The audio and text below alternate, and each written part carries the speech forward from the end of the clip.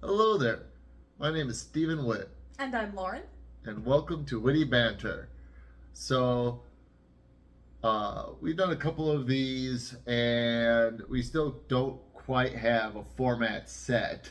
It's basically just we each come up with interesting things to talk about and go back and forth. Mhm. So, for today's podcast, would you like to start? Or would you like me to start? In there with the hard questions right away. Well, no, I'm wondering because I had my idea that I told you about. Do you want to start? I mean, as as one of the elements, not the discussion, but something we're working on incorporating activities. Activities. So do you want to start off with that? I don't know. Do you want to start or end with it? I think we can start with that because I have a possible activity that I didn't tell you about that we can end with. Okay, that All works. Right? That works. So the activity is that she got this idea. Easy Pikachu. She got this idea from a YouTuber that she watches, where this Jess Owens, by the way. Yep. Give credit where credit is due. Jess Owens and her husband. Yeah, where the husband would take one of the books of his wife, and she would have her eyes closed, and he would describe the book, and she would have to try to guess what book it was simply from him describing the cover. Yeah, it's physical attributes. Yes, physical attributes. Not reading a synopsis, not describing the book, but describing the physical, the cover, the colors, the fonts, just based on physical description. And the whole point of this is kind of a ribbing, like a playful ribbing at herself of like, she has so many books. Does she actually know her own? Yeah, exactly. Does she actually know her own book collection? And if she does, like kind of like justifying her book collection, even though I personally don't believe you need to justify any collection that makes you happy, but I have gotten several comments throughout the years from even people who love me that I have such a huge library, but I'm like, listen, you're allowed to have an extensive library if you are conscientious. Like, I've seen some, not to judge, but I've seen some people, book lovers, who don't even remember what they have. Like, they literally have no idea if they have that particular, which is fine. Like, I'm not judging. But, like, I very seriously doubt that I cannot account for anything in all of these shelves. Well, now, and to be fair, like, so to give the viewers or listeners some idea, there is one. Do you count that as one or two? Yeah. Okay, so there's 1, 2, 3, 4, 5, 6. 6 proper bookshelves and 2 carts. Craft carts. So when I say it out loud, that sounds really bad. It's a big number. So she does have quite a few books, and of course, my job at a book manufacturer has helped us because that doesn't also include the little mini bookshelf you have on the countertop over there of the books that I have gotten you. Yes. All right. So, are you ready to try this? Okay. First of all, how many are you going to do? I think I'm going to start off. I think we'll just do 2. 2. See how that works out. If we can adjust it later on. What about 3? You want to do 3? Yeah, 2's not enough. One's but too more little. than 3 is too much. How about we do 3? Magic of 3s. Magic of 3s. All right. What happens? What happens if I succeed? We did not discuss that there'd be possible rewards or consequences. Now, see, if I wanted to be really mean with myself, what I would say is the books that I don't guess, I would have to get rid of. No, I think that's too mean. Okay. I think that's too mean. I mean, after all, so a while back she was clearing out some of her books, and I actually talked her into keeping some. I mean, it was logical. Yes. I was trying to be extra, because she's proactive, but he's like, she's like, I need to get rid of these books. Why? Well, because I've never read them and some of that. It's like, well, do you plan on reading them? Yes. If you plan on reading them, okay. This needs clarification. This sounds just willy nilly. So no, what I was doing was there had been a time, and I'm still very bad about this. I feel like I've gotten a lot better, but when I have a really good feeling about a series, so for example, a trilogy. Rather than just buying the first book like any normal person would do, but I know other people who also are guilty of this, you would just, if the whole series is available, you just get all 3 books eventually. Not all in one go, but I'll just pick up book 2 and then eventually you pick up book 3 and then you have the whole trilogy.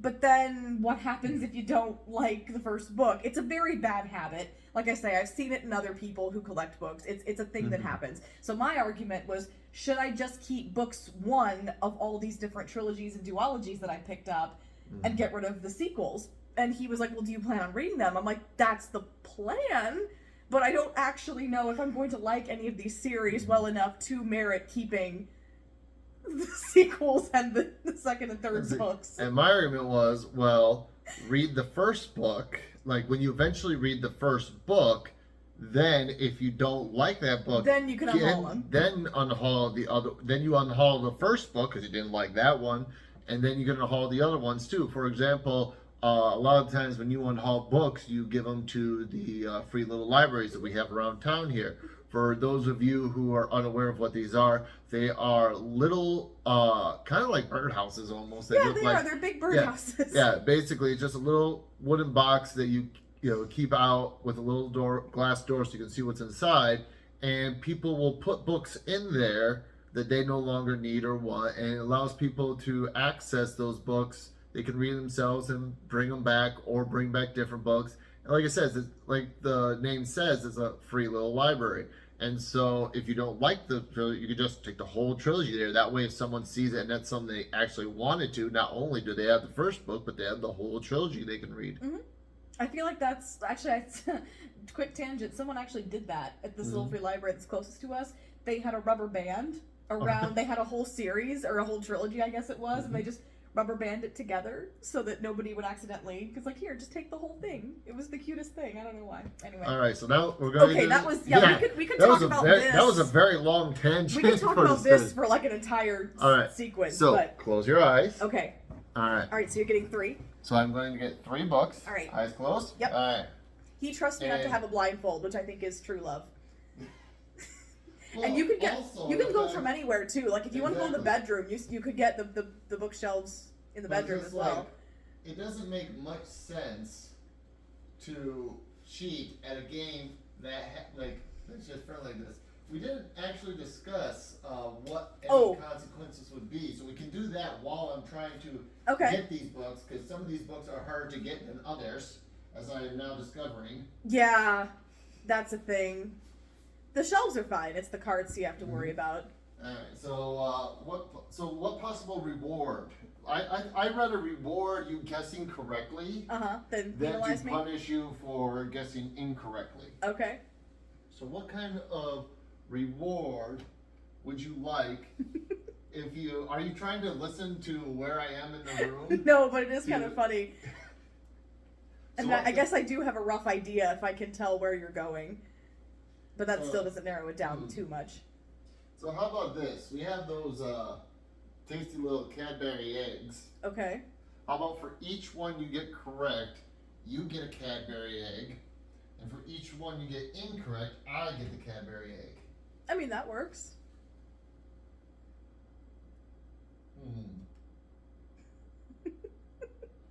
I know where you are. Well, I sure hope you know where I am. It gives you an idea.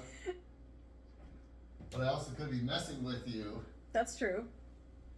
And just going to random places so that you don't know where I'm getting the books from. Are you giving me red herrings with your shufflings about the apartment? Would I do something like that? Yes. Yes, you would. By the way, you were doing an excellent job of making sure that we are still talking so that there is something to be listening to on the podcast. See, that's the thing. Yeah. The reason I thought this would be fun to do is that if people are listening via the podcast versus watching on YouTube, this is a challenge that we can still portray via only speech and not visual aids, because we're literally describing things as opposed to showing on the screen. So people just listening would be like, what are they talking about? Oh, are you back? I am back. Okay. So I have the books hidden so that my idea is for each book, you'll be like, if you can't guess it, you will open your eyes and see what the book is. But I have them hidden underneath Pikachu, so that you can open your eyes and not see the other books. Okay. So for those watching the video online, if you would like to play along with Lauren, now would be a good time to either like go to another tab or minimize the window or something like that, so you can still hear but not see. Because I do plan on showing the book to the camera, so if you don't want to play along, you can see what the book is as I describe it, and then argue in the comments if I did a good enough job or not describing the cover. I'm nervous now. All right. I was really confident coming in, and now that I'm actually sitting here with my eyes closed, I'm like very not confident anymore. All right, so keep your eyes closed. Yep. So, here is the first book. All right. So, I will describe it as the cover is brown. I would say a medium to slightly darker brown. So, not a light brown, but like, yep, this is definitely brown. Okay. This is definitely a weathered book. It has like a crease mark in the cover. I don't know if that helps you at all. The picture on the front is sort of two faces, one slightly forward of the other. As you can see here on the camera, two faces, one is slightly forward of the other. I'm trying to make sure to give clues that are accurate, but won't just blow it out of the water of her getting it. The two faces are drawn, not realistic, so they're like outlines of faces. There goes that guess. So yeah, they're not actual like a person's physical face, is like an outline of the face.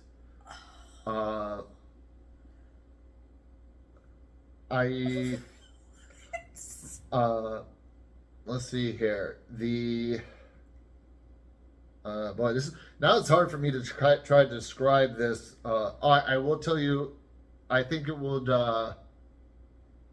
be okay for me to tell you that this is a paperback. Okay, that helps. Yep, that does help. It is a paperback, or as we say in the industry, a perfect bind. That's something because it's perfectly bound. So like when we make this in the factory, this cover is put on the same machine as the machine that puts the pages together. So for example, this is a paperback. There's also hardcovers. Hardcovers, the machine called a binder puts the pages together, and then that gets sent to a different machine to put the hardcover on. Okay. But for a paperback cover like this, I'm buying you time. I have a guess. Oh, you already have a guess? I think so. All right. I don't know how many guesses are we going to give you per book. 3. We're going to give you 3 guesses per book. Okay. 3 for 3. What's your first guess for this book? The only thing I can think of that remotely comes to what you're describing is The Amber Spyglass by Philip Pullman. No. No? It is not that. Because that one is a secondhand book that I bought at a thrift store. It's gold, and it has 2 people on the cover. I said it was brown.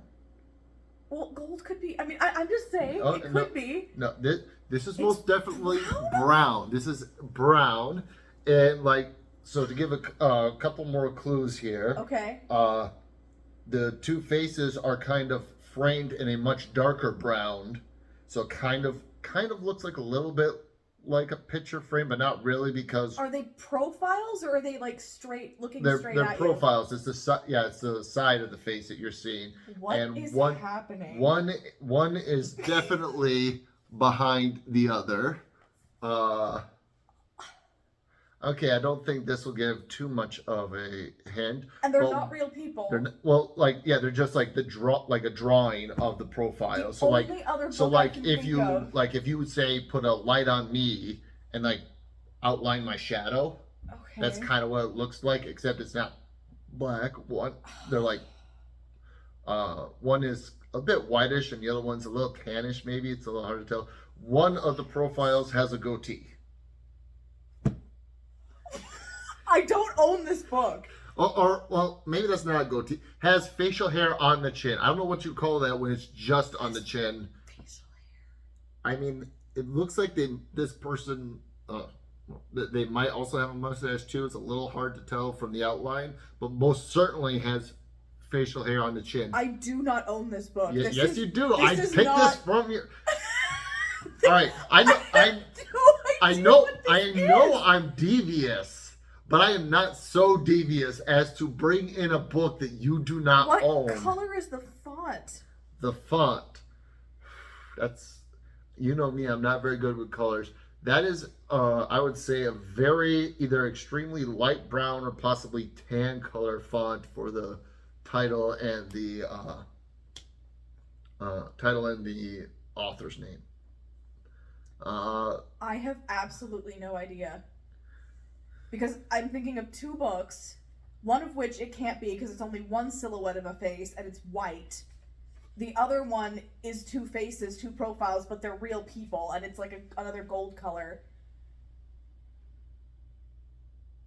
I don't want to just be sitting here forever. Yeah. So okay, I'll give you my other two guesses. Okay. Just so it sounds like I'm intelligent. The other guess was it's by Beth Revis. I can't remember the title now. Well, to save you a little time, this one is not by Beth. Well, I only have that one book by her, so it's not that one. So I can't remember what the actual title is, but it's by Beth Revis. The other one would be Carol, the book based off the film Carol. But clearly it is not Carol or the book by Beth Revis, so... Are you ready? Yeah. You may open your eyes. Oh my god! Would you like to say the title for the listening audience? It's Cyrano de Bergerac by Edmond Rostand. It's the Signet Classic adaptation of the play. You went to my classic shelf. That's cheating. How is that cheating? Because I never think about those books. This is one that I own. I didn't know that was your classic shelf.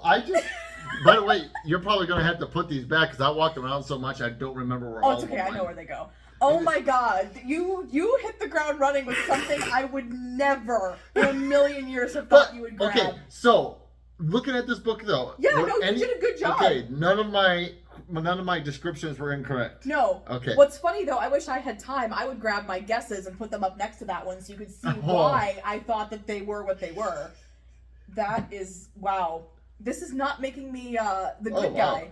I just noticed too. Whoever the white spot here that just got ripped off. No. The very clear circle, which is someone who would put a glass or coffee cup. Oh really? If you look, you can see an outline of a circle. I know that wasn't you because you treat your there's a bookmark in here. Yeah, I noticed that too. That's cool. So I'm like, oh, maybe this is something she read and put away or something like that. I remember buying that. I wanted it because I really love the film adaptation of Cyrano de Bergerac. We studied it in French. So I saw that they had just I don't know how much I paid for it, probably like $1 or something. There's no price in it. It was really cheap. So I'm like, oh, I'll buy a copy of Cyrano. Okay, well that would explain why I failed that epically. So I get the first Cadbury egg. You're not painting me. You're not putting me in a good light here, babe. Like I said, I picked books almost completely at random. Well, that was the point. I wanted you to.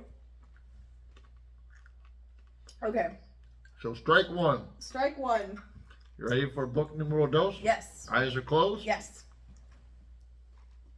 I feel way better about not knowing what it was. Showing the book to the audience.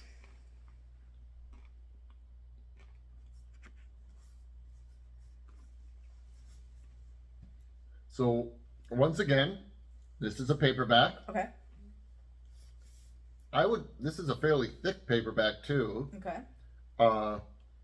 I would say it's about 1 inch thick, roughly, maybe a little bit more.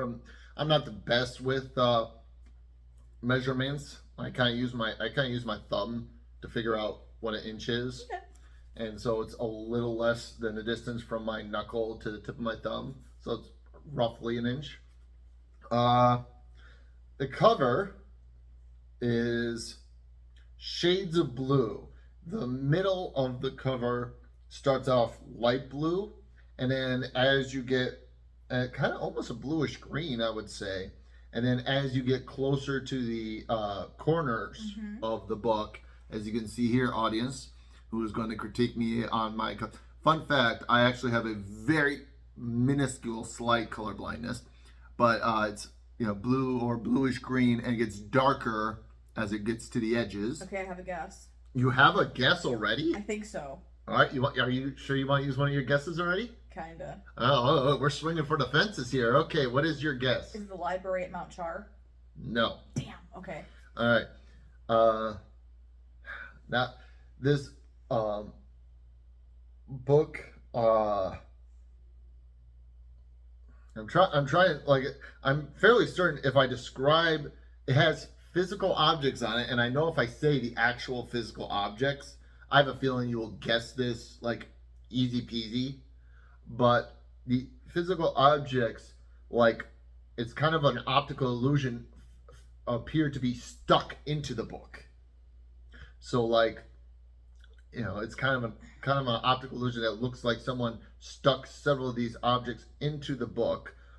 I'm going to give this clue. It might give it away, but one of the objects, when it is stuck into the book, makes it look like it shows a trickle of blood coming from that object. The font of the title and author's name is white. You seem a little stuck on this one. What? Like I said, one of the objects stuck in the, like I said, it looks like they're stuck into the cover of the book, as you can see here. And there is, from one of these stuck objects, at least to me, it looks like blood trickling down. People did a lamination on this, did pretty good. Lamination is the shiny part on a book. Sometimes it's the whole cover. So parts of it are shiny? It's foiled? Oh, yeah. Some of it has some lamination, not the entire cover. The title, actually, just the title is laminated. Now I'm looking at it. Okay. I think the trickle of blood has a little lemon. No, maybe not. But the title is definitely laminated. What is happening? So you're looking at more. One of the items is also stuck to the back cover, and also on the spine, it does that same. One item is stuck in, and it looks like blood is trickling down because it's identical to the. What? Okay, this might give it away, but I'm willing to take that risk. I have zero idea right now. The objects that are stuck, that look like they are stuck, are darts. Like. Oh! Yeah, that gave it away. Okay. So what is it, hon? Okay, it's one. Or what? Is that what it's called? It's like it's the white. Yeah, it's one. You're close. Oh God, it's the one where you. It's the book where you. You actually just said the title. It's the one. It's the. It's wait. What is it? The one. The one. Okay. All right. Well, no. Who wrote it? Oh, I have no idea. You don't have any idea? Okay, I will give it to you that you got the one. I will give this one to you. This is something I want to read. This one is so interesting because it's about. You can open your eyes now. Oh. Yeah, okay. Do you want to say it? Like, I knew. Oh my God, you're right. Yeah, I knew as soon as I said darts, I'm like, if I say darts, she's gonna get it. Yeah, so, yeah, that's true. Well, what's funny is when you said things, I'm like, okay, it could be stiletto, which has a dagger in the middle of it, but that's white. That book is pure white. It's not blue. And then the other thing I was thinking, blue and bluish green. Yeah, it's like a Tiffany blue. Well, getting real fancy here. Yeah. All right, so and then the other one I was thinking was like the Hazelwood or Tales of the Hinterland, but those are both bright green and black respectively. So I'm like, what on? It was the blue. It was the blue that got me because I'm like, I can think of a lot of books that have things like stabbed into them, but none of them are blue. I had a feeling if I actually said they were darts, that would, because I'm like, how many books does she have that have darts stuck into them? That's probably the only one. So. I kind of threw a slow ball at you there. I'm glad you did, because I'm like, what? I don't own this either. This doesn't exist. So you get this Cadbury egg. Oh, you're going to give it to me? Yes, you got it. Well, okay. I admitted that if I told you that clue that you would get it. And it's just like, Threw me a bone. but yeah, I was just like, well, and like I couldn't. Also, I kind of ran out of other things to describe it. Like, yeah, it's pretty minimalist. Yeah, like the other one had other thing. Like I was able to describe how the figures looked and stuff like that. This one literally all it has is the darts and the blood splatter. Well, the blood threw me off too because I'm like, I'm not really into horror and I'm not really into murder mystery. So I'm like, what? I can think of like 3 books off the top of my head that I own that have blood on them, but what, like that again, they did not. Mm-hmm. They did not meet your other descriptors. So I picked 2 books that you haven't actually read yet. Yeah. Well. Okay. Yeah. Kind of, because like the one, I'm sure you've read that book. Well, this one is super interesting because they basically, the synopsis is they perfected by DNA who your perfect soulmate is. Mm-hmm. So like all these people, but here's the problem. It's like, what if that person's already married? Or what if that person's already, you know what I mean? It's like, oh, well, this person is your perfect DNA match, but they've been happily married for X number of years. Or like this person is a criminal that's been like, so it's a really cool synopsis. So like, yeah, I really want to get to this one relatively soon. But yeah, there you go. Okay. All right. Now we move on to book number 3. I feel like this one should be the hardest, but we're off such a rough start here. I feel like it's not going to go well. Alright. So, showing the audience what the book is. Make sure I got it right side up here. That'd be funny. Alright. So, this book is a hardcover. Okay. Or as we say in the industry, hard case. I have no idea why in the bookmaking industry we call them cases and not covers, but we do, and that's why like when we have the machines that make these covers, we call them case making machines. And so it is a hardcover. Okay. Does not have a headband. I just noticed that. Oh. Headband is the little bit of fabric here in the top and the bottom. Interesting. Doesn't help me much. It has a jacket. Okay. It should. Yeah.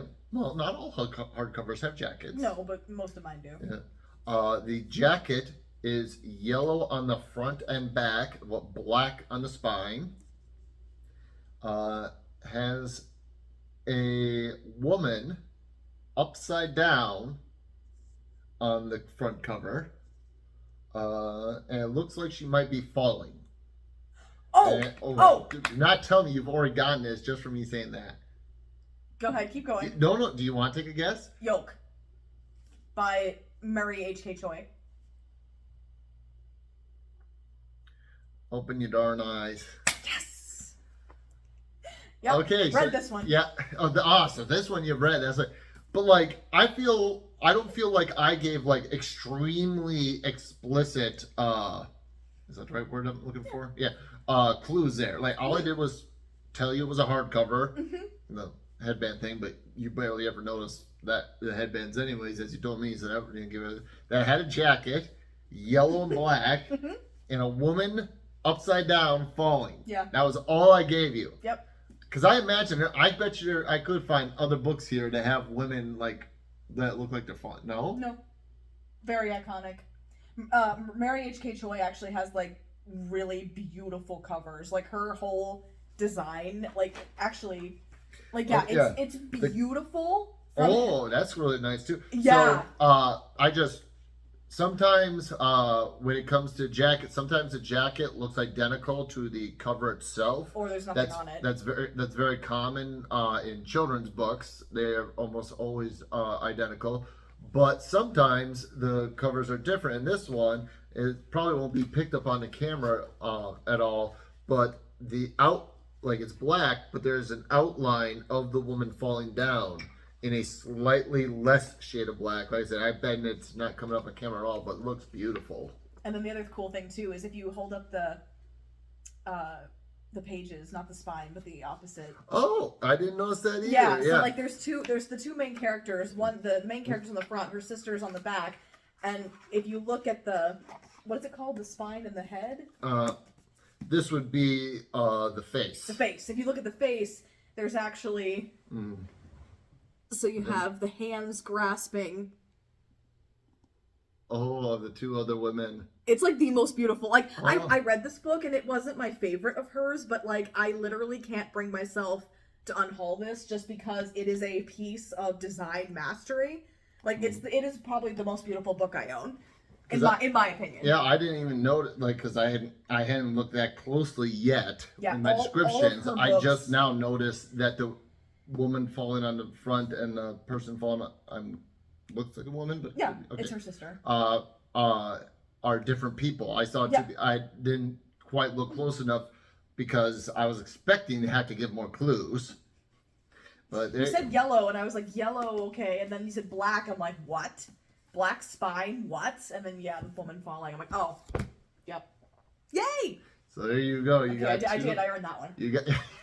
Well, I would say you definitely earned it because I don't feel like I gave any like extremely good clues in that one. I did describe it, but like I said, all I said was what color the jacket was, that it was a hardcover book, and that there was a woman falling that was upside down and falling. And you were able to get it off of that. So, yeah, I'd say you did pretty awesome, because then that the only one that you didn't get was one that you got more for personal reasons than reading reasons. Because it was one you already knew the story of, which I've seen you do before when we go to like old bookstores and stuff like that, where they have old books and you'll see something that's a beautiful copy of a book you enjoy or that I've already read, but you're like, this is such a beautiful copy, I want this beautiful copy, and then often give your less beautiful copy away. Yeah, like say I don't like collect multiple editions unless I really, really, really love that book. But yeah, sometimes I'll see an edition that is superior to the one that I have, and I'll be like, oh well, okay, there you go. So yeah, that's how to do. I think you did awesome. Like I said, I kind of gave the second one to you a little bit there, because I knew as soon as I said, that's why you could hear that I was trying to avoid saying darts. Well, it was such a minimal. You could have said the things on them are red, and I might have picked up on it. I don't know about that, because like I thought that the blood part would be the one that was. I forgot about the blood splatter. All I remember, like visually, that sticks out to me is blue, red, white, really big typography. That's all. Well, I would have remembered. One thing that I thought was really nice with the artwork is, like I said, as you can see here, one of the darts is in the bullseye of the O, and that's where the blood is trickling. And it also has that on the spine of it, the dart being right in the center of the O and trickling down. And I thought that was very aesthetically pleasing for design. So that's why I thought that would stick out. No, I totally forgot there was a blood splatter. Totally forgot. But yeah, I'd say that went fairly well, especially for a first try. Woo! And like I said, I kind of went around. As you know, what's fun is that you're going to have to put these back, like I said. Oh, I know exactly where they go. Yeah, exactly. And so that's why, like, I opened that one. I looked around and there, like, nah, I don't feel like taking one out of this time. I was tempted to also go into the bedroom, but I felt we had dragged out the time enough. So yeah, there you go. Activity number 1. There you go. All right. Yay. So now we can go on to some discussion topics. Which you can choose, because that was my activity.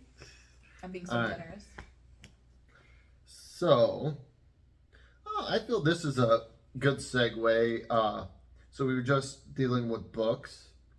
And so this question is, what is a book that, to your knowledge, doesn't have a movie to it yet that you would like to have a movie for it? Oh, wow. Because I think you know my answer to this. Do I? Am I a bad girlfriend if I don't know this? No, you're not a bad girl. But I have talked about when I read this book, how I visualized how I was visualizing. Oh. Do you want Rise of Kyoshi to be a movie? Or a TV series. I'll count TV series, because some books are book series I feel would be better as a TV series than a movie. So movie or TV series. I know what I want. You know what you want? I figured it out. You figured it out? Yeah. So what? Keep going. I need to read more books because it seems like every time we talk about books on here, the only one I ever talk about is Rise of Kyoshi. That's okay though. But like, what's real funny is the book I'm currently reading is the next step in that one, which is another Avatar book, but of one of her previous lives. Mm-hmm. That's one thing I think is kind of weird or interesting about the book series is like the Avatar TV show. You know, you had the Avatar: The Last Airbender. Then the next TV show was his next life, the going into the future. Mm-hmm. Whereas the book series are kind of going in the past. So Kyoshi was one of Aang's previous lives. And then the book I'm reading now, I can't remember the character's name because I'm bad with names. But I'm sure somebody watching, might be able to say it's this one, you doofus, but oh well. But is one of Kyoshi's previous lives. Mm-hmm. And so I think that's kind of interesting how the TV series, I don't think they plan on making any more Avatar TV shows. I don't think they plan on making. I know they might. That's not true. Any new ones? Like I'm not counting when. Like I think they're doing a live action TV show of Avatar: The Last Airbender. Yes, which is not a new show. That's a new look on the first show. I'm talking about like the Avatar after Korra. I was so close. So yes, that's correct. They're not TV shows, but there are 4 Avatar movies that have been greenlit. Really? One of which takes the first one. It follows the original gang, mm-hmm. Aang and Sokka, Katara and Toph and Zuko, mm-hmm. as adults. So mm-hmm. it's like in between Avatar and Korra, and then there's going to be, I don't remember what the other 3 are specifically, but I do know one of them is a Kyoshi movie. I don't know if it is an adaptation of the novel, but there is going to be a Kyoshi movie in the semi-near future. If it is an adaptation of the novel, that thing is going to be rated either PG-13 or R. Yeah, that's all I know. I don't know what the other either that or they're not going to do a very good adaptation of it, because that show got a little, that book got a little graphic, and I was just like, whoa. I'm not getting spoiled, but like, if you don't like violence, don't read that book because some parts of it get pretty violent and kind of dark at some points too. Mm-hmm. All right, so sorry, I kind of you had your idea and I kind of reeled it back to me. So well, okay, is there do you want to go into more depth as to why you want it to be adapted? Well, I feel that for one thing, it has some very interesting aspects to it that while some of the Avatar TV shows touched on very, very gently, we're too scared to go to in full detail. And this one being a book, I think that's why also I think one reason this book is more mature is because the audience is more mature. Mm-hmm. The audience that started, when Avatar: The Last Airbender came out, the target audience was young teens, like people who were like 10 to 12 years old. And that which is one reason why Korra was aimed to be slightly more mature, because now those people are, a couple of years older. Okay, now they're teenagers, so they try to aim that more towards teenagers. When this book came out, now those people that were, the target audience when the first Avatar came out, those people are now adults. So now they're targeting towards adults. It's very intelligent design of, focusing on your target audience when it first comes out and following your target audience's age as you progress. Mm-hmm. Or looping something back around from a generation's childhood and then looping it back into relevancy when they're in their 20s and 30s. Yeah. That's a good one. I've fallen prey to that one many times. So, yeah. What is the book or series that I'm gonna get mine. Oh, you're I want visual representation. You want visual representation? Oh, thankfully it's nearby apparently. Well, my other copy is buried, but this one's relatively easy to get to. All right. This is an example. Here you go. This is one of my favorite books, so I have 2 editions. All right. So what do we got here? All right. All right. So what we have here is The Night Circus by Erin Morgenstern. All right. Okay. I don't know why this hasn't been adapted yet, because when did this come out? I need to know when this came out. I think I was going to college. So like 2014-ish? 2011. Oh, I just graduated. Okay. So just graduated from high school. So this, what? Why are you laughing at me? But he's like 2011. I was graduating high school. Oh, it's the age thing again. Yeah. So for those who don't know, I am 6 years older than her. So in 2011, I was already out of college. Well, I was just going into it. I just graduated high school, basically. And this book was, and continues to be, so popular. It's Erin Morgenstern. Okay, in a couple of episodes back, I mentioned how Diane Setterfield was like a magic author who like just her books just magically appear. Mm-hmm. Erin Morgenstern is kind of like her as well. She's only written 2 books, 2 novels, and her last one came out just a couple of years ago. So she also kind of has that mystique. For the longest time, she didn't have social media. She just kind of went, and she actually said she like went off the grid to write her second book because the success of this was so big that it was kind of like scary, and she didn't know how to live up to her own talent. Yeah. So I'm like, okay, what are you gonna do next? Now that you've written your magnum opus. Now what? Yeah, starting out on top, you don't have anywhere to go but down. Right, exactly. So this first of all, this book is again like one of the most beautiful books that I own. But the reason that I want this to be adapted is not only is it a circus movie, book story. I love stories that take place in circuses. Mm-hmm. I find them to be incredibly magical just by themselves. Like, I love a circus venue in books. That's one of my favorite things. So there was that. But also, the way that Erin Morgenstern writes is there's not a lot of plot to her books. They're very character and atmospherically driven.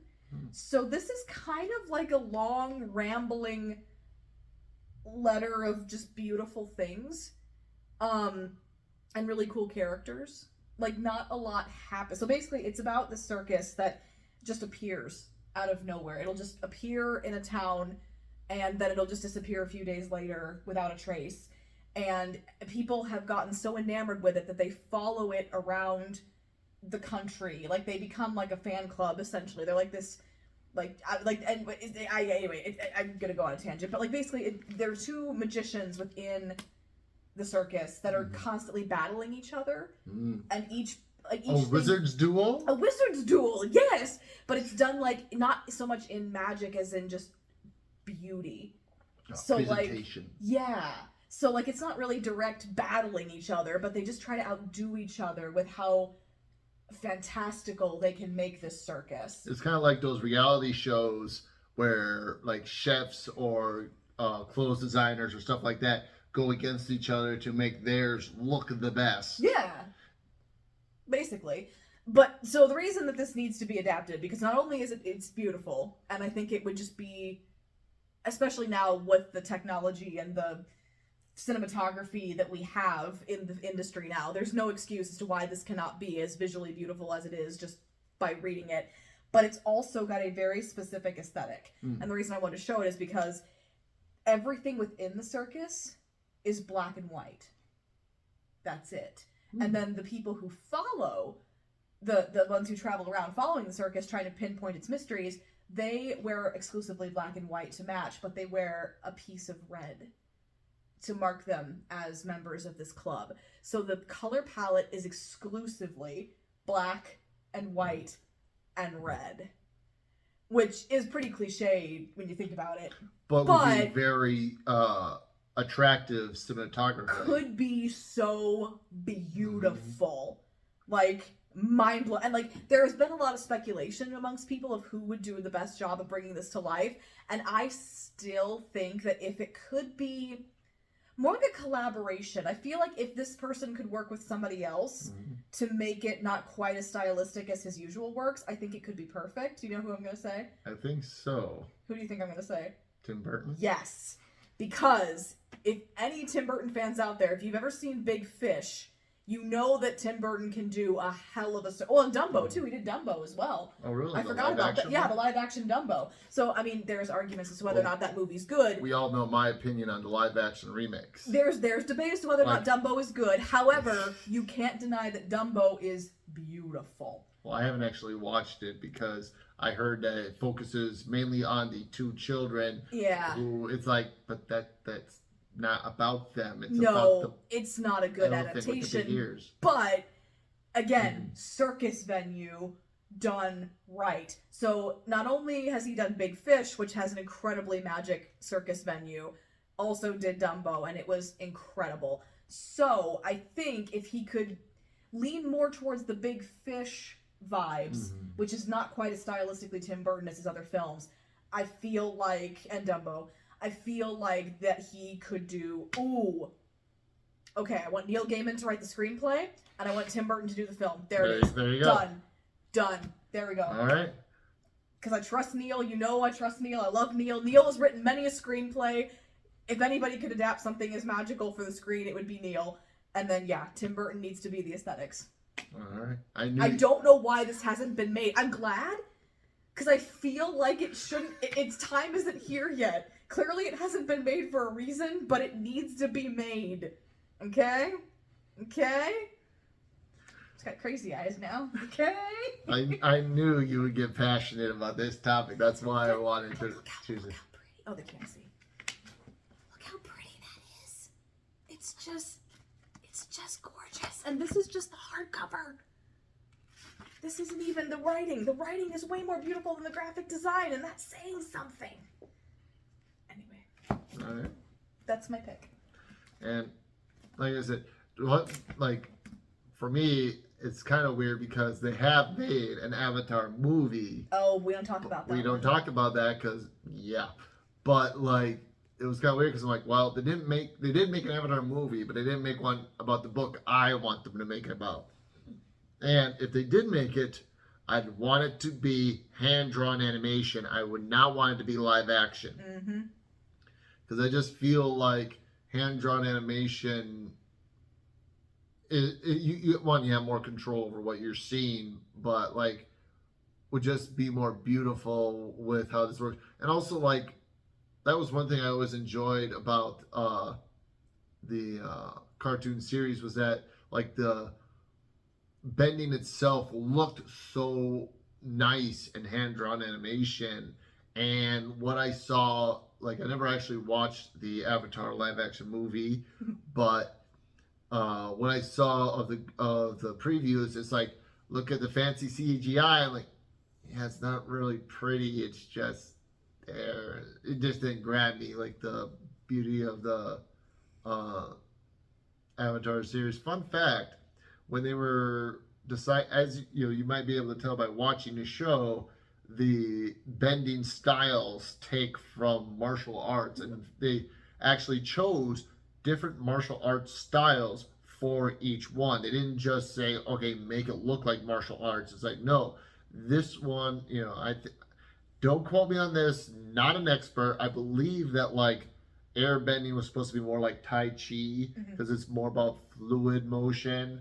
And I don't remember what the other ones were, but I remember reading or seeing or hearing somewhere about how like the other ones was like, fire bending is very, it's forceful yet still fluid, whereas earth bending is more tough and firm and decisive moves and stuff like that. And so, I don't know. I know that they focused on making sure all of that looked correctly in the cartoon series.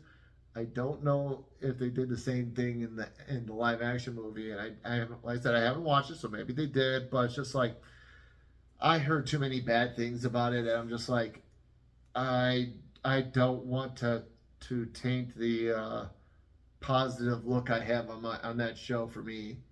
I think that's probably for the best. I liked it, but that was before I'd ever seen the cartoon series. Exactly. You had nothing to go I had off nothing of. to go off of. So it's like, yeah, it's basically like tasting, having your very first taste of chocolate being Hershey's. Oh, this is delicious. And then someone gives you some, high quality Swiss chocolate, and you're like, I see why people say this is garbage, because compared to that, yes. If you didn't know that existed, this is great. Well, and to your point about the different bending and the movements, one of the things that a lot of people roasted and laughed about was that there's one sequence, I don't know where it takes place in the film, I can't remember, but I do remember it. There were some earthbenders, and they all, there's 2 or 3 of them, maybe 4, and they do this really elaborate, beautiful sequence of martial arts, and then one boulder that's this big shoots out. And everyone's like, what? Yeah, in the cartoon series, for a boulder that size, it'd be one stomp, one punch, there you go. Yeah, no, it was an entire sequence of martial arts, just rock, pew. It wasn't even it was just pew. It was not good. All right. Well, let's not get too much on roasting bad choices in movies. Leslie, I knew you would love this subject, because I know my girl, and she loves her books. I know. I'm sorry. All my topics are usually book related. Mm-hmm. All mine are usually nerd related.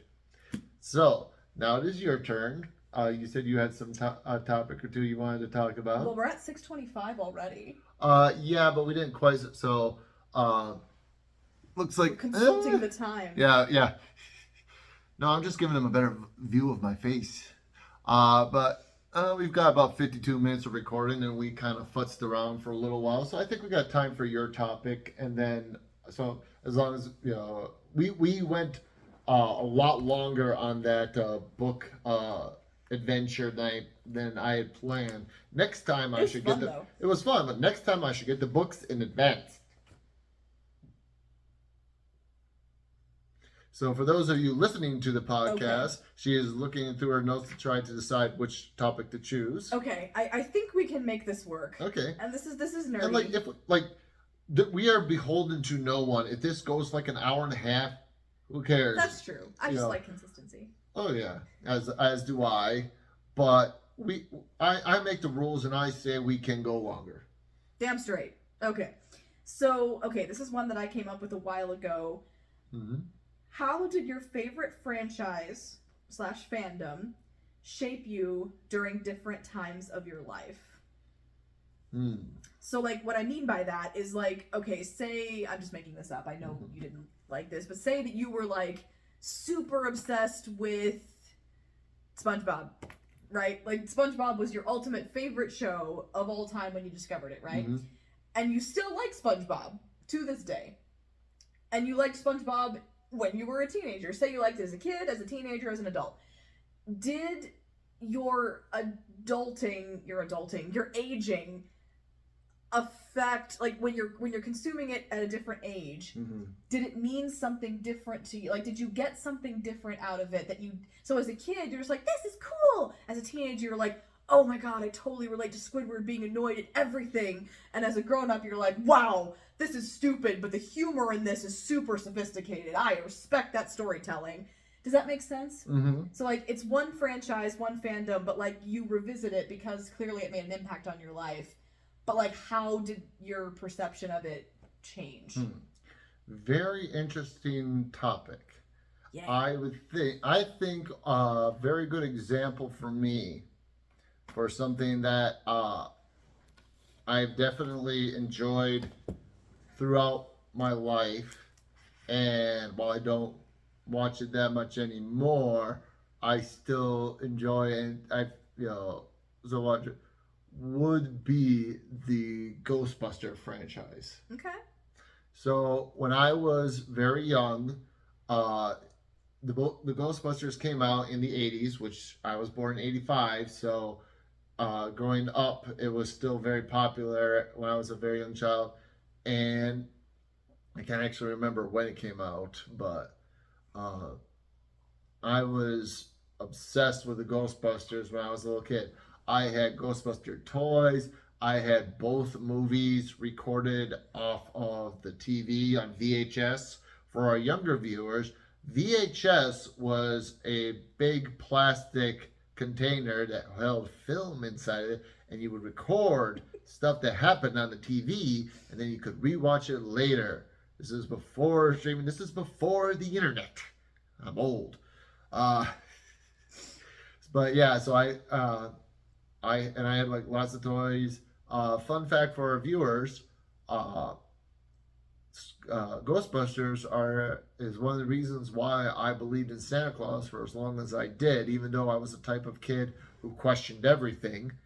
Was because when I was into Ghostbusters, there weren't Ghostbuster toys at Walmart or Shopko or in the stores, but I was still getting Ghostbuster toys for Christmas.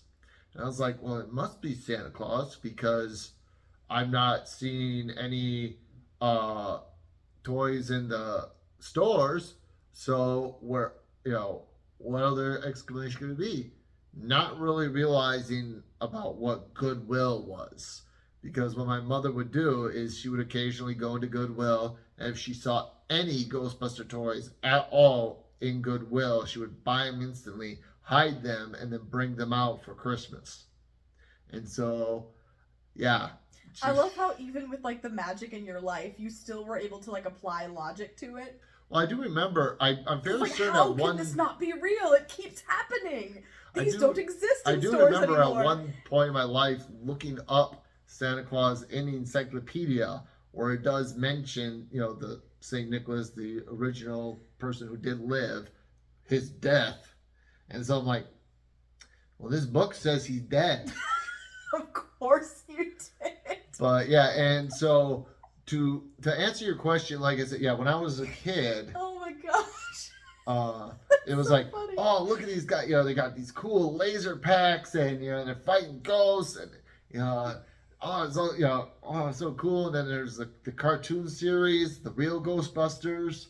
Another fun fact: the reason it was called The Real Ghostbusters was because there was a movie series a very long time ago called Ghostbusters or something like that, something very similar, that had nothing to do with this Ghostbusters. It was more on the lines of Scooby-Doo.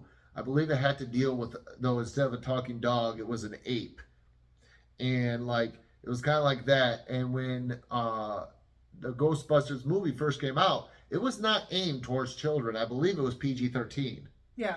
Yeah. Yeah, exactly. I mean, there are sequences in there that clearly are not meant for children. Yes. So, the creators did not trademark or copyright any ideas for a cartoon series. But when it got super popular, this older series, well, we got the rights to the Ghostbusters cartoon series, so we're going to create a Ghostbusters cartoon called Ghostbusters because we could do that. They didn't take the rights. And then the people who created Ghostbusters realized their mistake, were trying to get a cartoon going, but saw that there was already one being made called Ghostbusters. And they're like, well, we can't use that name because they have it now. So they were The Real Ghostbusters. And in fact, in the first episode, when they are coming into the office of the Ghostbusters, you see Charlene. Is that her name? The secretary? I don't know. I don't know. I think it's something along those lines. You see her on the, answering the phone. Hello, it's hello, the Ghostbusters. No, not that one. The Real Ghostbusters. And when I was a kid watching this, I had no idea what it was that they were referring. No, not that one. That was kind of a jibe at the imitators trying to cash in on their popularity. I was saying, no, we're not those fake people. We're the real Ghostbusters. Bringing it back around now. So when I was a kid, it was just like, oh man, this is so cool. And then growing up teenager and young and stuff, realized that ooh, it's actually a little more, they got, adult humor in here, appreciating it a different way there. And then being older, looking back on it, I've actually watched YouTube videos that talk about it in length about the themes and ideas, how the bad guy in that was a environmental bureaucrat. And it's just like, yeah, the looks on that. I don't know if most people don't even really think of this that much, but the quote unquote bad guy who shuts down the ghost containment field and does it, he is part of the government, like, environmental protection agency. And he feels that what the Ghostbusters are doing is dangerous for the environment because or could be dangerous because he doesn't know because they're not telling him. And Venkman's kind of a jerk. And he's like, "Nah, I ain't gonna tell you. Get the heck out of here. I don't have to tell you anything." And he's a jerk to him. And then this guy flexes his power and says, "Okay, you're gonna do that. I'm gonna shut you down, shut all of this down." And they do make him look like he is the bad guy. And it's just kind of interesting. It was like, wait, he's technically, like, if you look at it from a different angle, like, yeah, he doesn't know. Yeah. If for all he knows, their stuff they're doing is bad for the environment. Yeah. And they're not disclosing. So he's I wouldn't say he's going about it the right way, but he is doing his job of protecting the environment because, like, well, these people are doing something we don't know about. It's not regulated. For all we know, it could be harmful to, they could be dumping sewage in the water for all we know. And so he's doing his job, protecting the environment, but he is the bad guy. Yeah. That's a really good point. Mm-hmm. Yeah, never thought about that. I think there's a couple other things, too, that they point out. I can't think of the top of my head. It's been a while since I've watched that YouTube. But like I said, I was able to appreciate it more, looking at it as like, what kind of ideas and thoughts and, messages is this bringing across? Yeah. That answer your question? I think so, yeah. Was there something about, like, a bunch of, like, unconventional heroes being badasses that kind of spoke to you, too? Oh, well, we got swearing in the podcast. Well, I think that might have also sculpted my youth a little bit, too. The fact that, like, 3 out of the 4 Ghostbusters were scientists.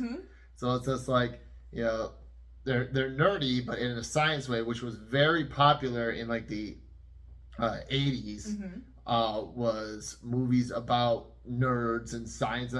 Revenge of the Nerds, I believe, came out in the 80s. Yeah, and Weird Science came out in the, because the 80s were this huge acceleration in science and technology with the invention of computers and microchip, all these, advances in technology happening during the 80s, where, just a few years back, it was, like back in the 40s, technology wasn't that much different than it was, say, in the 20s.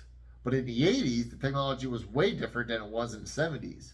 And, like, that's kind of a thing, too, that I often find interesting, is how much things change so quickly now compared to how they used to change. It's like, it's basically an exponential graph, and nerdy again here, where for a very long time, everything was the same, everything was the same, everything was the same. All of a sudden, everything changes, everything changes, everything changes. So, do you have some type of pop culture or something like that shaped your... Yeah, mine's kind of different, because mine's kind of all over the place. Yours is much more linear than mine. The only thing that I can safely say that's been in my life for a very long time, apart from, like, certain books that I read as a kid, was Harry Potter. And I mean, it's still obviously, until recently, had a very huge role in my life. So my favorite thing about revisiting Harry Potter as an adult, well, first of all, like, as a kid, I mean, there's literally nothing more magical than a story that's like Narnia or like Harry Potter, where, like, I think we talked about this, where worlds are just out of your reach. Like, that they're parallel to the real world, and if you can just find the right way to get in, then you can, like, be exposed to this incredible magical experience and realm. Every is very those type of movies are very popular, where the idea is I'm just a regular kid, and all of a sudden I'm being introduced to this fantastic world. Right. Like with Narnia, it's like, being introduced into this fantasy realm. Or with Harry Potter, it's like, oh, I'm a wizard, I can do this magic now. Another good example of that is Shazam. Well, for those who don't know, Shazam is a very old cartoon or comic, and it was very popular because the idea was it was this young kid who, when he said Shazam, was gifted the power, became an adult and gifted superpowers. So it's like, the idea of a young, kid becoming a superhero. That's, that kind of stuff is every kid's fantasy, whether it's becoming a superhero or becoming a wizard or becoming something that is like super awesome or super amazing. Every kid fantasizes about something along those lines, whether it's something that's in real life, like being a millionaire, or being a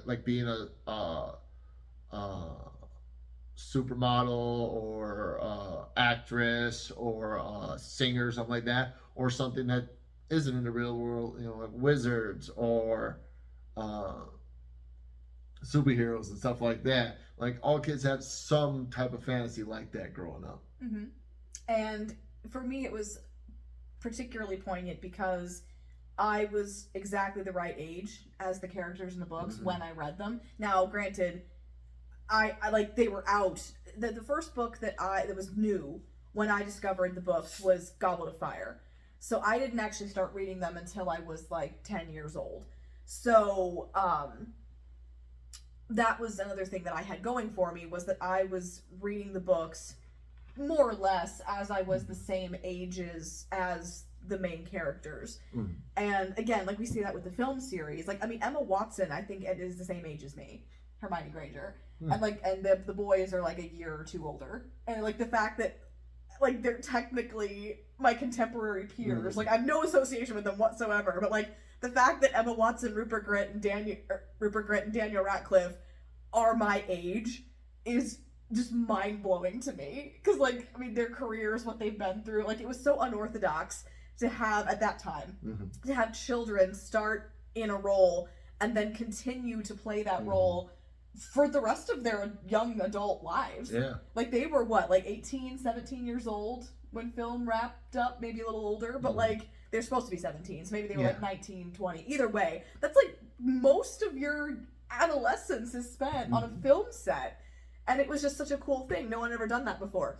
So now it's not quite so strange. We do series like the Stranger Things. I feel like Stranger Things is like the next iteration of Harry Potter, where we've been following these kids since they were like 9, 10, 11 years old. And now they're getting to be in their late teens and they're growing up. So it's not so weird anymore, but Harry Potter was kind of a pioneer. So I was doing the same thing, reading the books. And so it's my favorite comparison, though, is when I first read Order of the Phoenix, I was 1,000% on the kids' side, obviously, because that's who you're rooting for, right? They're your contemporary peers. So, like, you're only in the mindset of reading about what the kids are thinking and what they think is the right thing to do.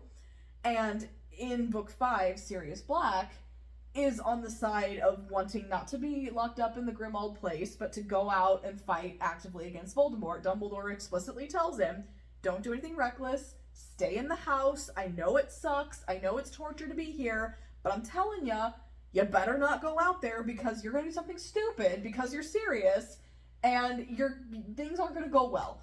Well, obviously we know what happened. So clearly, if Sirius would have just stayed in the house and done what Dumbledore had said, listen to Molly, by the way. Molly Weasley gave him the whole speech, the whole mom speech about don't do anything reckless, don't do anything stupid, just listen to Dumbledore. And like, everybody, you could tell, like, the younger kids were so frustrated that the adults just wouldn't let them fight, just wouldn't let them be involved.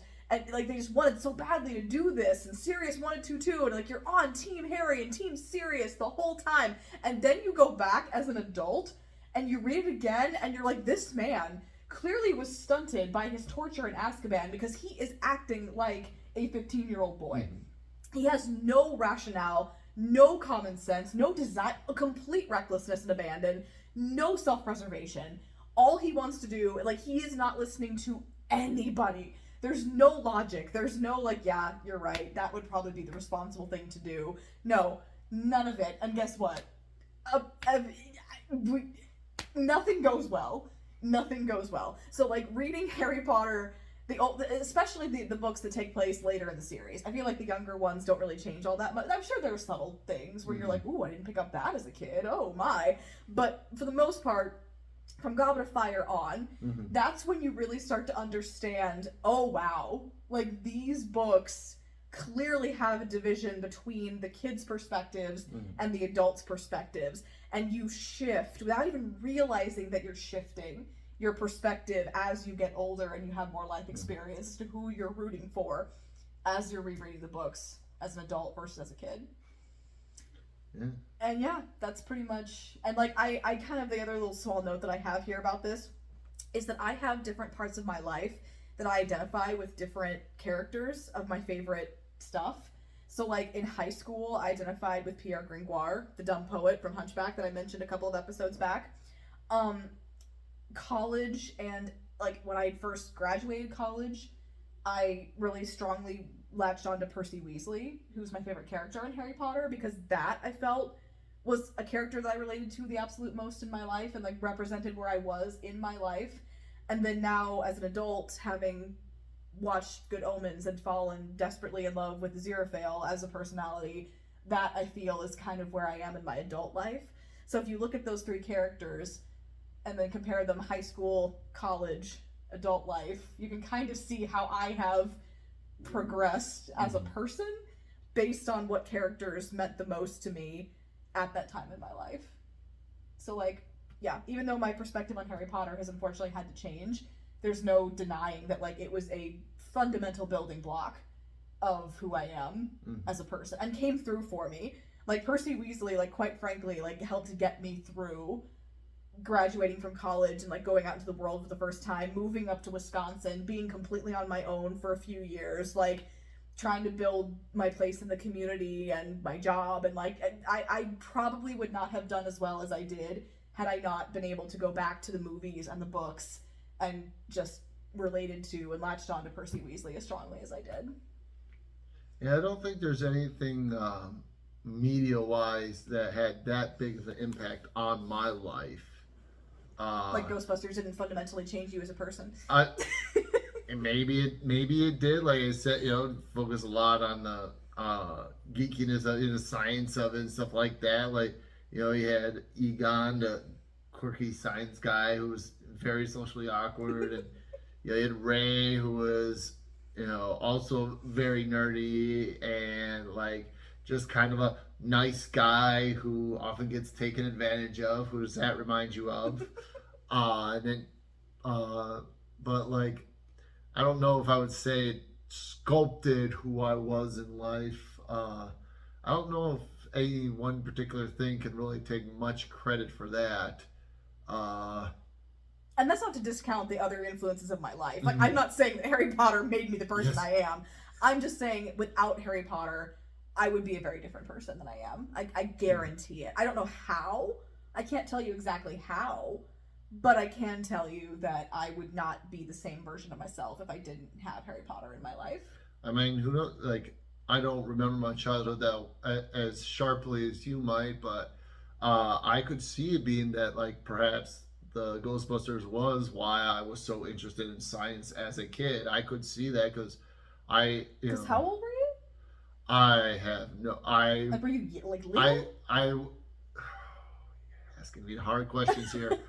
I would imagine that I was in early elementary grades. Okay, so yeah. So you were young. Yeah, I was. I was very. I do remember because the reason I know I was very young is that at one point I had a like hard plastic version of the Stay Puft Marshmallow Man that was like 8-10 inches tall that I took everywhere. That's so cool. And this is one memory I have is very strong because I took it into a bathroom stall because like I said I took it everywhere and like set it up, like I'm guessing like on the toilet, set it up somewhere while I used the bathroom, and then forgot it there and left. And it wasn't until much later that I realized, wait, where is it? And went back and it was gone. And I was inconsolable in tears. Aww. And I know that wouldn't have been the case if I was like, 12 or 13 years old. Right, yeah. So I imagine I was probably closer to like 7 or 8 years old, maybe even younger than that when, So that's a question for my mother. Is when was I involved in that? Because she has memory for stuff like that. But ultimately, yeah, that could have potentially, if not was the defining moment, could have influenced that part of your life. Yeah, why I was so interested in sciences and stuff like that. Though talking about appreciating media differently as a kid or as an adult, I would say for me, one of the strongest things that I've had with that is the cartoon series Animaniacs. Because as a child, I they were silly and funny, like the Bugs Bunny and Daffy Duck cartoons and stuff like that. But they slipped in some adult humor in there that as a child just went straight over my head and I didn't get. And then when I became an adult, my mom got me the Animaniacs series on DVD. For people of the future, DVDs were like VHSs, only instead of big plastic with ribbons inside, it was just a metal disc that you put inside and would play the movie. Hey, there are kids growing up now that don't know what DVDs are. Oh, I know. And that makes me feel old. Yeah, well. But anyway, so I got the Animaniacs. I believe I have all the seasons now, and started getting those to me. And watching them, I was like, also I noticed, I was like, wow, there are a lot of adult humor jokes in this kids cartoon. And in those DVDs, in the extras, they had interviews with the voice actors, with the writers, stuff like that. And the writers were, in their interview, they talked about how when they were writing these episodes, they weren't thinking, what will kids find funny? They were thinking, what do we find funny? And can we do that on TV? What can we get by with? Exactly. It's like, what do we find funny? Can we get away with that? And like my example of this that shows that why Animaniacs is still loved by my generation is in one of the Pinky and the Brain episodes they had in Animaniacs. Brain is trying to be a country western singing sensation, and he is on a TV show. Well, the idea behind that is that he's going to put a subliminal message in with his song that makes the people want to listen to it over and over again, and they're going to listen to it so many times that eventually he'll be able to say, "You will make me the leader, your leader," and everyone will do it. As you do. And so he's on a TV show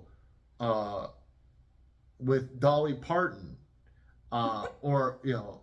they never say she's Dolly Parton, but you can tell that she's supposed to be Dolly Parton. You know it's Dolly Parton. And she leans over and she goes, "I'm your biggest fan. What do you say to that?" And Brain looks at her and he goes, "I'd say puberty was inortantly kind to you." And I'm just like, as a kid, I didn't get that joke. And all of a sudden, looking back, I was like, wait, did Animaniacs just do a big boob joke?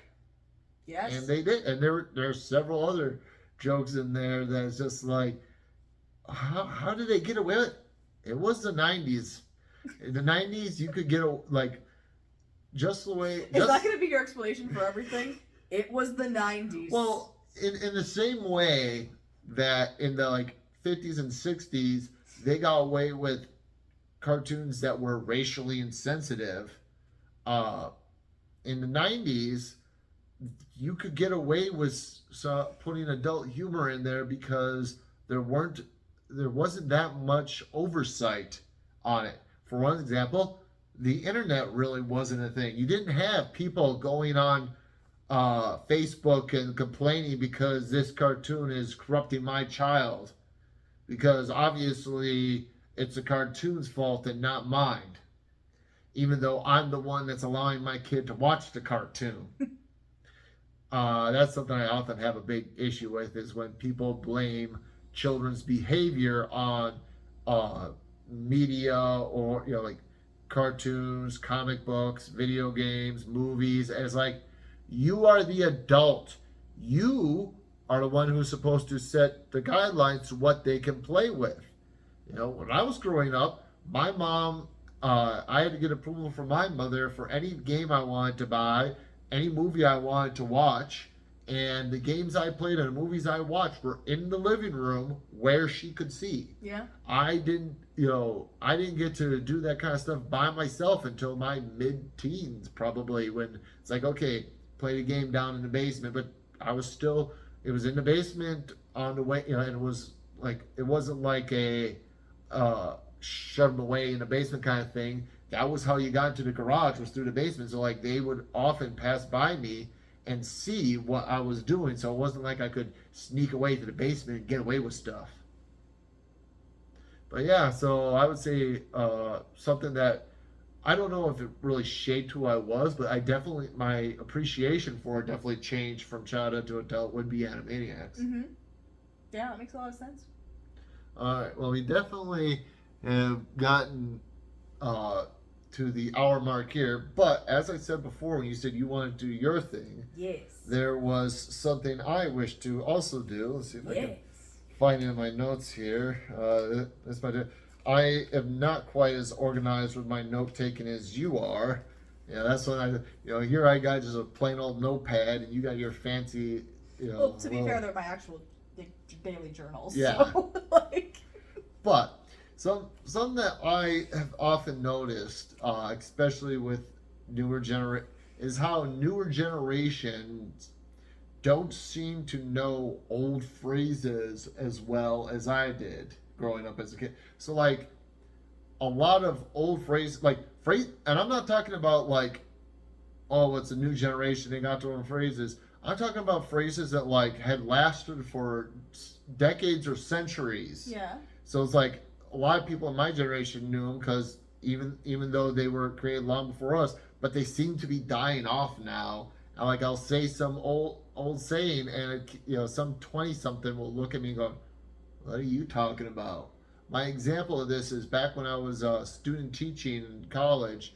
One of the things I had to do was proctor at the Spash High School for math, and I had these two high school girls, and some girl was complaining about something she got for free, and I said, "Well, don't look a gift horse in the mouth." She looked at me and went, "What? Why would you look a horse in the mouth?" I'm just like, oh God, she does not know what low. And like, I was just like, that's a classic saying that is not just, is past my time, earlier than my dad's time, earlier than my grandfather's time. And it's just like, this saying has lasted hundreds of years. How is it now people don't know it? But so. I'm laughing because how did we get here?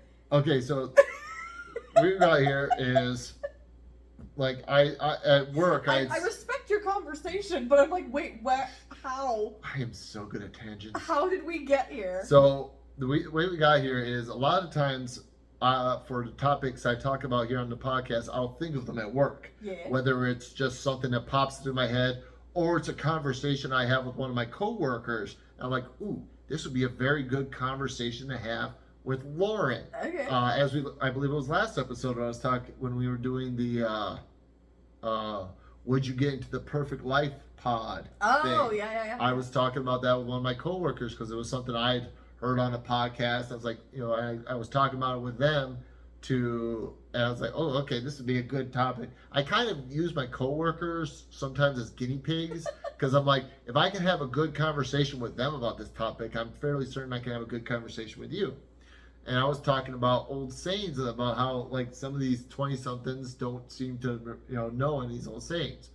So I thought I would make a little game out of this. Oh boy. Of saying old sayings or phrases and seeing if you can figure out. Now these are phrases that even I don't use. Oh wow. So okay. because I was like, I have a feeling that for example, if I a stitch in time saves 9. You heard that one before? Mm-hmm. And you know what it means, right? No, I don't actually know. Okay, well, so we're gonna get into this a little bit sooner than I thought. So, when you're saying a stitch in time saves 9, what it basically means is like if you have a little tear in your shirt, and you notice so don't let the problem get bigger. Yeah. If you do the stitch right then. Yeah. Okay. if you wait, Oh, it's okay. going to get bigger, and you're going to have to do 9 stitches. What was getting to me was the time part. I'm like, a stitch in time, so in time. Yeah, okay. I was saves thinking 9. like a stitch in time. Yep. What does that have to do with anything? A stitch. Exactly. Time isn't the important part. A lot of people over the years have used that. Like you might be thinking of the Kim Possible movie, a stitch in time. Right, like a stitch in time is its own. saying like referring to actually stitching up time is like no, it means stitching up clothes. So stuff like that. Okay, that makes sense. Like nip it in the bud before it gets out of hand. Yeah, and you know what "don't look a gift horse in the mouth" means. Yeah. If someone gives you something, be grateful for what it is. But like, I decided to look for even older sayings that even my generation don't know. So I bet even my dad doesn't know some of these. Okay. Some of these I think are also British because the British people have different sayings than we do. Mm-hmm. But to see if I doubt you have ever heard any of these, but to see if you can figure out what they mean. Okay. I'm going to start out with a tough one here. Oh boy. What does it mean when you say spend a penny? I'm guessing it's not what you think it is based on what the words mean. I was just like, if I said I'm gonna spend a penny, what am I saying I'm gonna do? You don't mean literally taking a penny out of your purse and giving it to someone, I'm guessing. Okay. What do you think it means? It sounds like either I'll commit to something, or I'll like contemplate it. Like, hey, do you want to help me build my house? I'll spend a penny. Like, I'll think about it. Not even close. No? Is it like a penny for your thoughts? No. Okay. It means to use the bathroom. Oh, was that like a thing you had to do back in the day? So back in the day, public toilets had locks on them. Ah. So that you would have to pay toilets, which they still do have in places nowadays. But they would be penny. All you'd have to do is put a penny in to unlock it. So the idea was I gotta spend a penny or something like that meant I have to use the bathroom. What a classy way of saying it too. Yes. Excuse me, dear. I have to go spend a penny. Yeah, there are so many different ways of saying I have to go to the bathroom. That doesn't surprise me. That's something I've always found weird. Is like just like when you look at certain things, like how many different ways we have of saying different things. Like it's like why do these things come up in conversation that much that they've come up with that many different ways or what? All right, so this one might be a little bit easier. A pine overcoat. Why is that any easier? If I said Jim got a pine overcoat. Jim got a pine overcoat.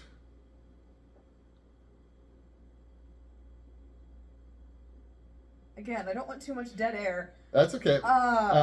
The reason I think this is easier is because when I say what it means, I think you'll be able to catch on faster than the spend a penny thing. Well, I'm thinking of like gin, like pine, like sap, needles, and an overcoat by regular definition is something you put on your body. I have no idea. It was a phrase that meant a coffin. Oh! Because a coffin was made out of pine. Oh, that's dark! Yep. So, saying, yeah, Jim got a pine overcoat. Oh my god! Yeah, that's funny. Oh boy. Alright, here's one. I'm going the alcohol route. You're like, nah, yeah. This one I think you might be able to get. I'm very bad at guessing this game. I think you're giving me too much credit. What does it mean to give someone the wind?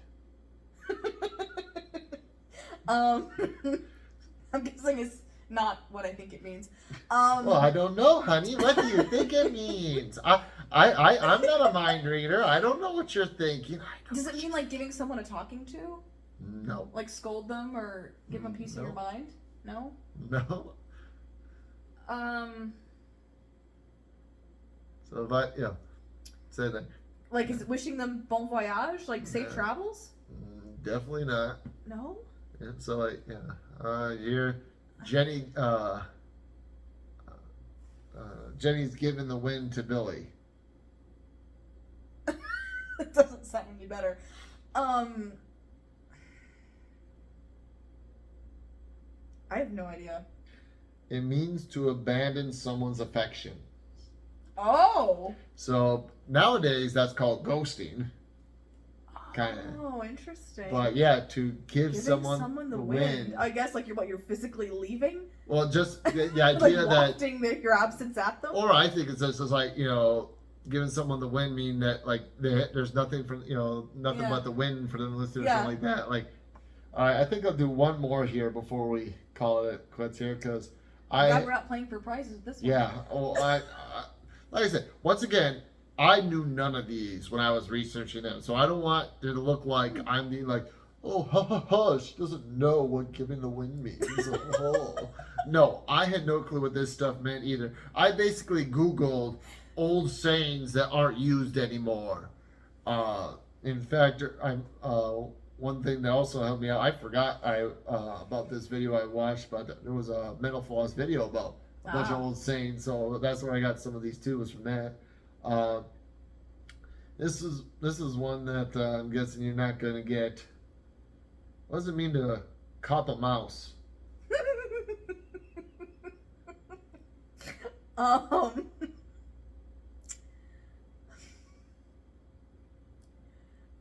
I can think of nothing that's appropriate. I guarantee you this is not inappropriate.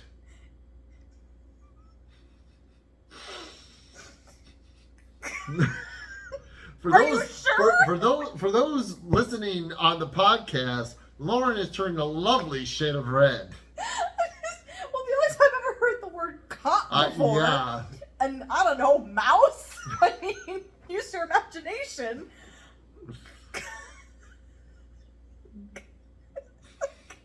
I brought that couple mouse.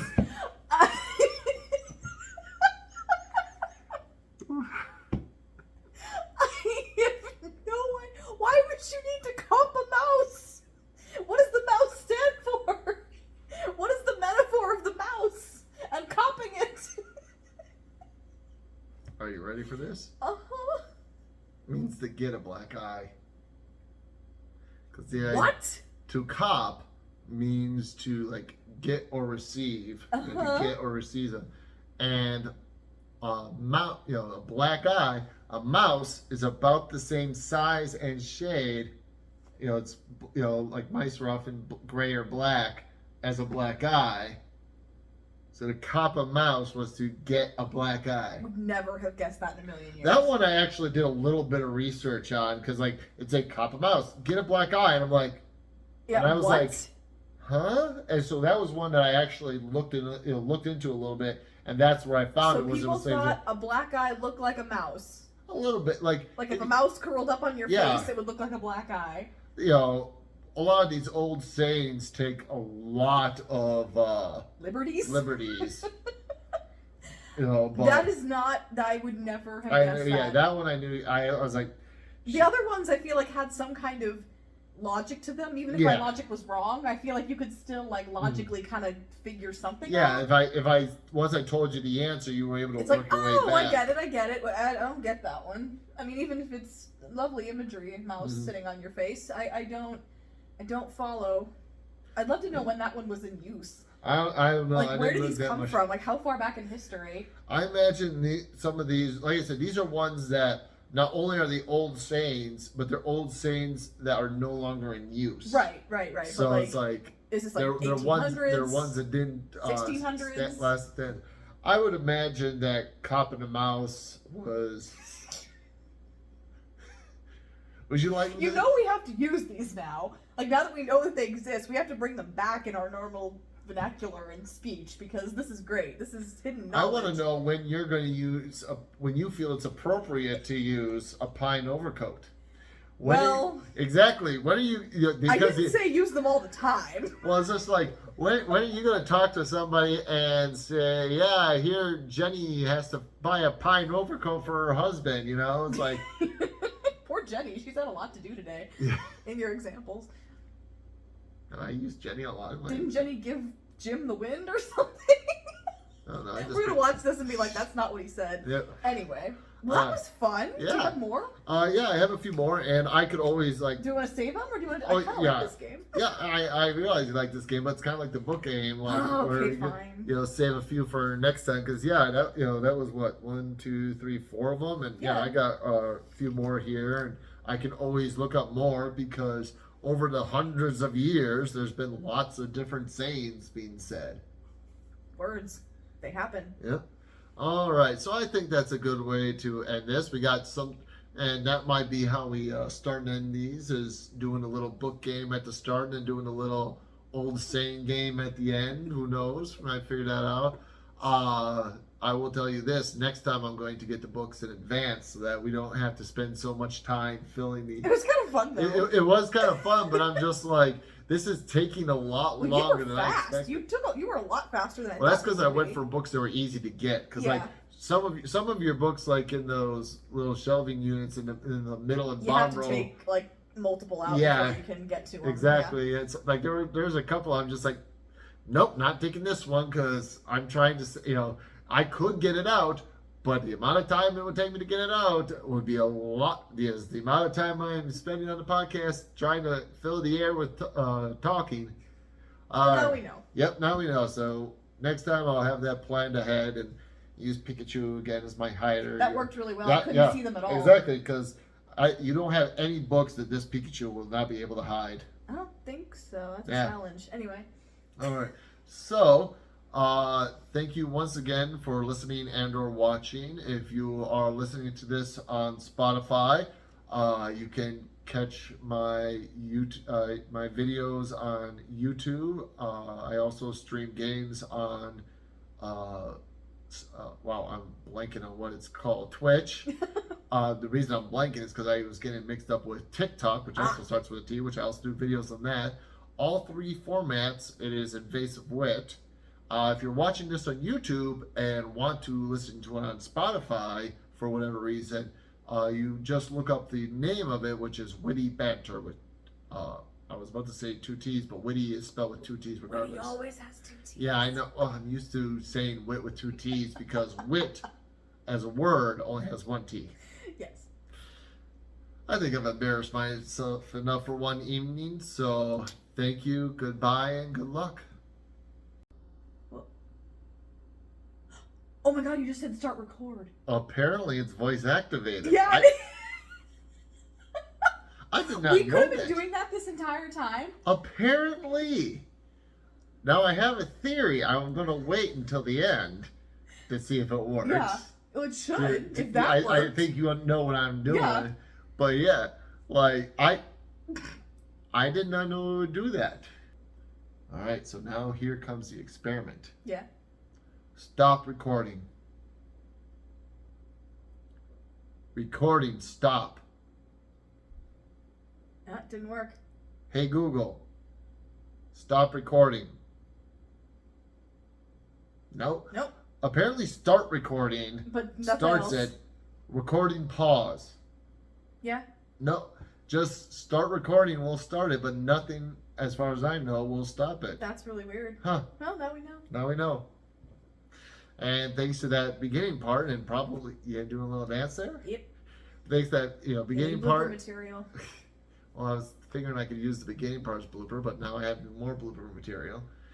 I don't know, it feels kind of cheap to do stuff silly on purpose just for the bloopers, though. Never stopped you before. No. All right. Plug the merch. What merch? I don't know. I'm just being a dork.